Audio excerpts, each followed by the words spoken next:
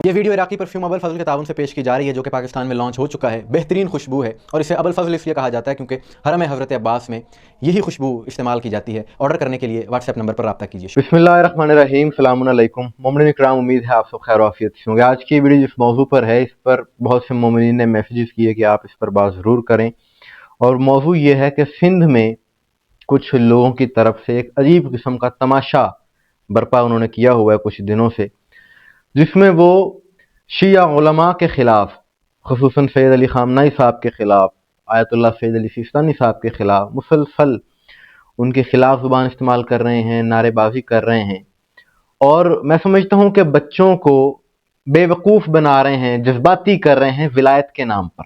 بلکہ کیا باریک جملہ کسی نے کہا کہ یہ وہ لوگ ہیں کہ جو ولایت کے نام پر ولایت کے ایجنڈے کو پروموٹ کر رہے ہیں۔ قابل غور بات ہے، پھر سے سنیے کہ یہ لوگ جو علماء کے خلاف نعرے بازی کر رہے ہیں، یہ ولایت کے نام پر ولایت کے ایجنڈے کو پروموٹ کر رہے ہیں۔ پنجاب سے تعلق رکھنے والے افراد جانتے ہیں کہ یہاں سے اگر کسی نے مغربی ممالک میں جانا ہو تو اسے ولایت کہا جاتا ہے، تو بالکل وہی صورتحال یہاں پر دیکھنے کو مل رہی۔ ایسے محسوس ہوتا ہے جیسے چابی والے کھلونے کو چابی دی جائے اور بعد میں وہ حرکت کرتا ہے، کرتب کرتا ہے، بالکل یہی کچھ یہ افراد کر رہے ہیں۔ یہ بات میں نے کیوں کی؟ میں حقائق کے ساتھ، دلائل کے ساتھ آپ کے سامنے ساری چیزیں رکھتا ہوں۔ ضد کا علاج نہیں ہے، اگر کوئی جواب دینا چاہتا ہے تو وہ بھی دلیل کے ساتھ بات کرے کہ یہ ہمارے ولایت والے بھائی یہ کیا بار بار ایک چیز کا تکرار کرتے ہیں، جی ہمیں علماء نہیں چاہیے، ہمیں مولوی نہیں چاہیے، ہمیں خامنہئی نہیں چاہیے، سیستانی نہیں چاہیے۔ اچھا، یہ ایجنڈا کہاں سے آیا ہے؟ یہ عجیب اتفاق ہے، اب غور آپ نے کرنا ہے کہ 15 فروری 2026 حال ہی میں 2 ہفتے پہلے امریکی اسٹیٹ سیکرٹری مارکو روبیو کیا بیان دیتا ہے؟ جو اس نے کہا میں وہی کوٹ کر رہا ہوں۔ مارکو روبیو کہتا ہے our biggest problem is that we are dealing with Shia clerics۔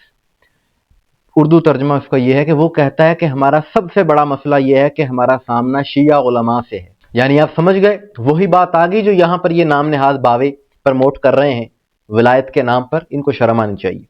اور یہ آج کا بیان نہیں ہے ان کا، ایسے کئی بیانات ان لوگوں کی طرف سے، یہ جو عالمی طاقتیں ہیں ان کی طرف سے دیے جا چکے ہیں شیعہ علماء کے حوالے سے، اور آج یہ یہاں پر یہ کچھ کر رہے ہیں۔ گزشتہ روز آگے سنیے، 23 فروری کو لنڈسے گراہم جو کہ امریکی سینیٹر ہے، اس نے شیعہ آیت اللہ کے بارے میں بات کرتے ہوئے یہ کہا ہے کہ شیعہ آیت اللہ کا خاتمہ ہی ہمارے مقاصد کی تکمیل تک ہمیں پہنچا سکتا ہے۔ آپ نے سن لیا، اسی ایجنڈے کو یہ ہمارے ولایت والے بھائی صاحب پروموٹ کر رہے ہیں۔ یہ ولایت والے نہیں، کسی نے بالکل ٹھیک کہا ہے، یہ ولایت والے نہیں، یہ ولایت والے ہیں۔